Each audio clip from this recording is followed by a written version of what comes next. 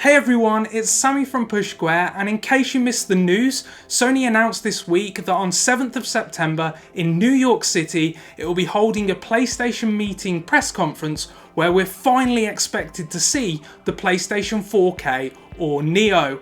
But with the event just about a month away, I figured that I'd think up 5 things that Sony must reveal during the impending event. Let's get to it. So number 1 is that we need a name. Now it's been codenamed internally Neo after the Matrix character, and a lot of people have started using PlayStation 4K, which kind of sounds like a marketing masterstroke, but it may not be something that Sony goes with, purely because this console will probably do more than 4K stuff, and PlayStation 4K suggests that it may be a product just for people with Ultra HD TVs. Other names I've heard touted is PlayStation 4 Plus, but I don't think they'd go with that because of the confusion that it creates with the subscription service PlayStation Plus, and there's also PS4.5, which I personally don't think is great. So obviously Sony's going to need to announce a really good name for whatever this console turns out to be. Number 2 is a price. Now obviously we're all excited at the prospect of new PlayStation hardware, but it's hard to get too elated until we know how much it's going to cost.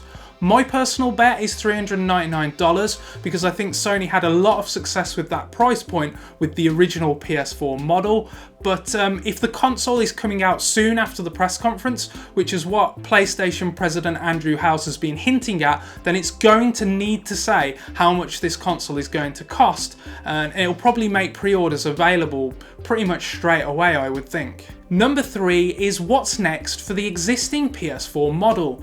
Now obviously there are going to be a lot of us who are really excited for new PS4 hardware, but equally there's going to be a lot of people who own the existing model, are happy with the existing model, and aren't really interested in upgrading. And I think Sony needs to speak to those people just as much as it needs to speak to the people who are looking to upgrade. It needs to reassure them that their existing console is still going to be fine, it's still going to get all the great games that are in development, and it maybe needs to perhaps talk about a price drop for the existing model if it's going to be bringing a premium model into the marketplace. Number 4 is what are the updated console specs. Now obviously Microsoft brought forward the announcement of the Scorpio in order to kind of start a hardware arms race and perhaps make people consider waiting to see what the Xbox Scorpio has got in store later down the line, and that's something that Sony's going to need to address.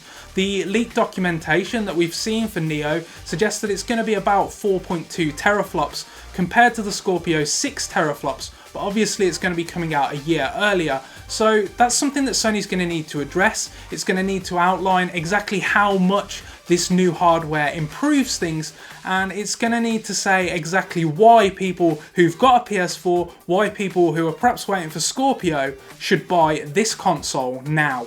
And last, but perhaps most importantly, number 5 is what can the PS4K actually do? Is it going to have an Ultra HD player? How is it going to make games look and run better? And are there any other features that haven't leaked yet that we don't even know about? I mean, there were rumours this week that Sony had submitted filings for a new wireless chip which may make downloads faster on the upgraded PS4. So Sony really needs to articulately explain what's new with this PS4 and why we should be excited for it. But that's just what I think about what Sony needs to announce at next month's PlayStation meeting. As always, let me know your thoughts in the comments section, and thanks as always for watching.